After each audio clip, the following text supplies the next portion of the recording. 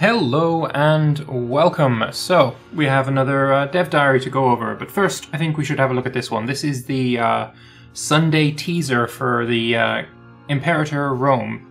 Johan puts out these teasers. It looks like it's going to be every Sunday, but yeah, we're going to have some teasers to go through. So, first off, we've got this one here, and this charismatic, competent guy is my governor of Hellas in my current campaign. So, funnily enough, this is like Sparta. Like, he's playing as Sparta. And this is, so Hellas is just a province in Sparta. I mean, it looks like there's a super many, like, provinces in Sparta, in Greece in total, to be honest. And we know, of course, that, was it 38 provinces in Sicily? So it looks like the density of provinces is amazingly high. But having a look at this guy, Martial is really bad, Charisma is 10, Finesse is 9, and considering he said he is charismatic, competent guy, it's looking like maybe 10 is the maximum that these can go to. It also shows that characters have their own wealth pool, which is pretty cool. We've got loyalty, we've got popularity. Popularity being 93%, 93.5%, and red. Is that maybe something we should pay attention to? I'd say 93.5% is generally a good thing in most cases, but seems here not so good for popularity. Prominence, I think we're going to be going over that in the dev diary itself. But yeah, just thought I'd show you this little Twitter teaser thing going on. Right, so into the dev diary itself. So, hello everyone, and welcome to the 7th dev diary for Imperator. This time we take a look at the characters. The characters in Imperator are deeply detailed, and together with the pops and the politics, are part of what makes a vibrant living world. They have portraits that age gradually, and we saw that in one of the earliest videos they put out, with lots of different ethnicities covering the world. There are four main attributes that characters have. Martial represents a character's ability to fight and lead troops. Characters with high martial skills make excellent generals. Charisma is a character's ability to charm and persuade others. Zeal is a character's ability to inspire faith in other characters, and also in calling upon the favor of the gods. And Finesse represents a character's skill in disciplines requiring high attention to detail. High finesse characters make excellent researchers and governors. Interesting. Also, I wanted to just point out, calling upon the favor of the gods. I've seen a few comments that basically are asking if this is a bit like the kind of fantasy elements that CK2 is implementing. And when we go down to the dev responses, there's some pretty good responses to those kind of questions. So we'll go over that when we get to it. For those of you who played the original Rome or Crusader Kings series will not be surprised to hear that our characters have traits. I'm definitely not surprised about that, no. Traits on a character can be gained or lost. Traits can be categorized in the following categories. Personality, this includes being brave or coward, cruel or merciful. These impact the character's attributes and stats differently, as well as military. Usually a character has a maximum of one of these, and that may give a bonus or penalty. Health, stressed, maimed, lunatic, etc. Not beneficial to the character in most cases. Status, some exceptional traits that can be given from actions, like Conqueror. Yeah, that all seems like stuff we've seen before. Though, if I remember correctly, in CK2, the opposite of cruel wasn't merciful. Although, I mean, I guess it doesn't have to be the opposite. What was the opposite? It's cruel and kind, wasn't it? I was just thinking that, you know, how he's got brave and coward. These are obviously opposites. Cruel and kind, these were the opposites in CK2, but now we've got merciful. So that's something we haven't seen before. Traits can also unlock a variety of unique event options, each tailored to the specific trait in question. Those of you familiar with CK2 will be displeased to see them return of the lunatic trait. Yeah, actually I will be quite pleased, because that was always a lot of fun. A character also has his or her own personal wealth and 4 primary stats. Popularity is a measure of how the people see the character. In republics, high popularity characters are more likely to be elected leader of the republic. However, even monarchies cannot ignore popular people. Loyalty is a measure of a character's loyalty to the state. Disloyal characters are more likely to cause problems to a ruler than loyal ones. However, even the most loyal of characters has their limit. And we haven't really seen much about civil wars other than knowing that they're going to be a thing. So perhaps, well, I mean, almost certainly that's going to play into that. Having high martial characters with low loyalty is probably not going to be high on the list of things you want. Prominence represents the fame of the character. Jobs and titles helped bring characters to public attention, and corruption is a measure of this character's willingness to engage in underhanded practices. Greed, bribery, and the bending of rules come hand in hand with high corruption. I saw some people asking what the difference was between popularity and prominence, and again, there's a really good reply from, I think it was from Johan. It might have been Roddell, I'm not sure, but we'll see that in time. Basically going over the difference between what these two actually do.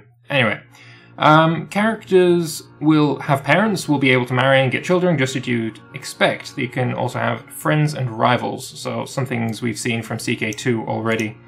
Characters can be given various roles. Besides being a ruler of a country, they could be assigned to govern a province, command an army, handle research, or be given a role in the government. Some countries allow women to be given offices and some do not.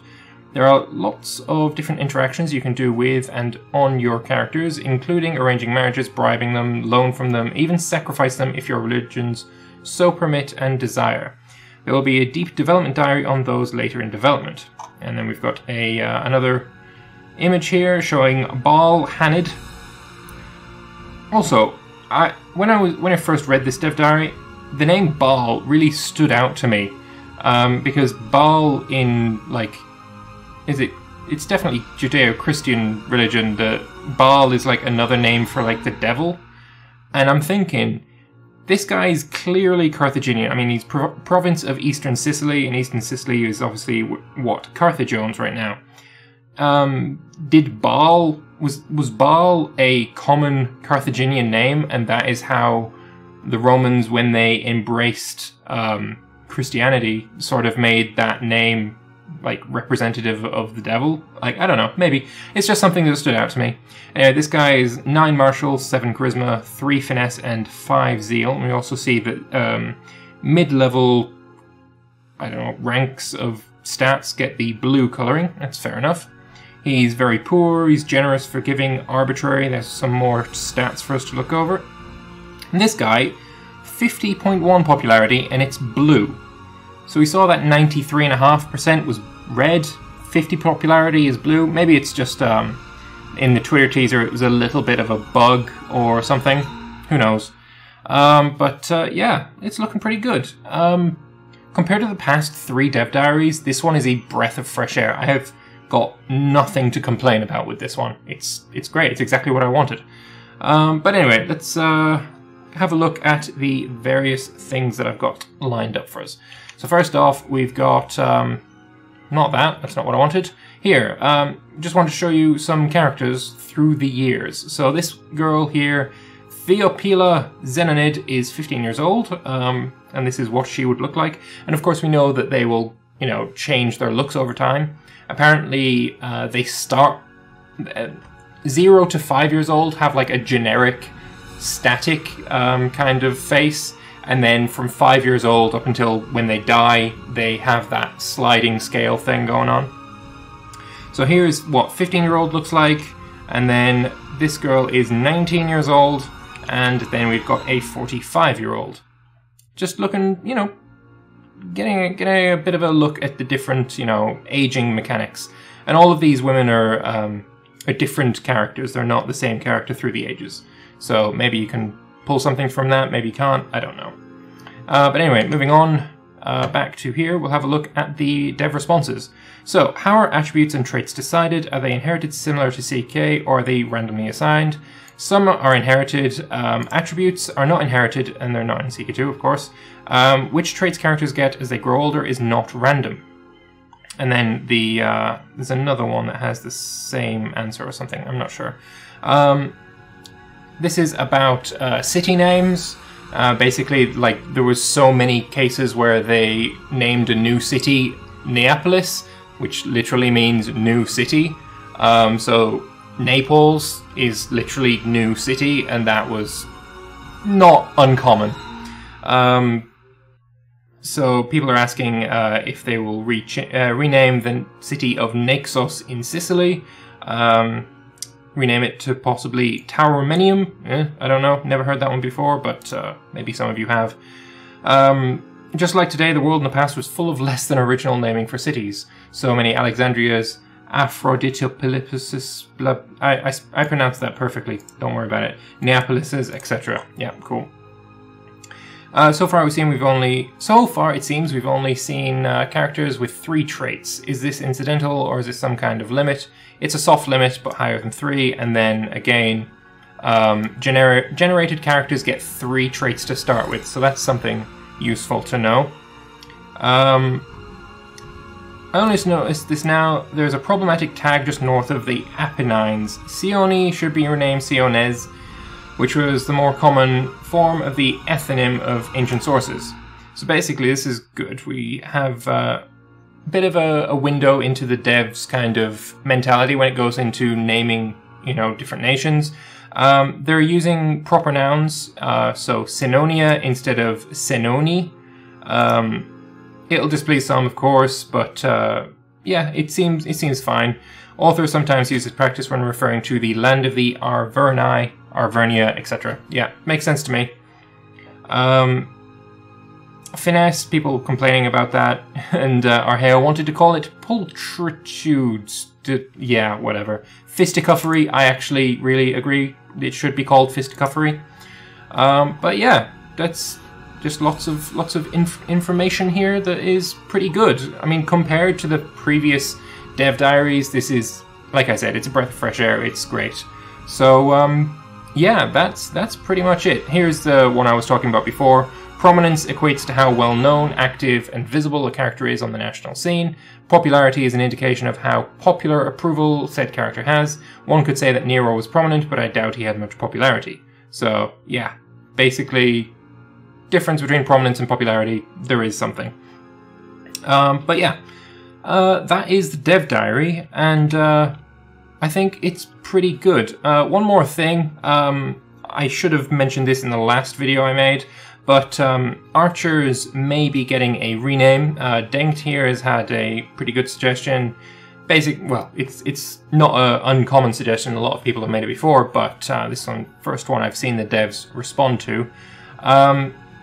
Basically, rename them to possibly ranged infantry, light infantry, ranged specialists, or skirmishers. And then Roddell here is saying that he likes ranged infantry and ranged specialists.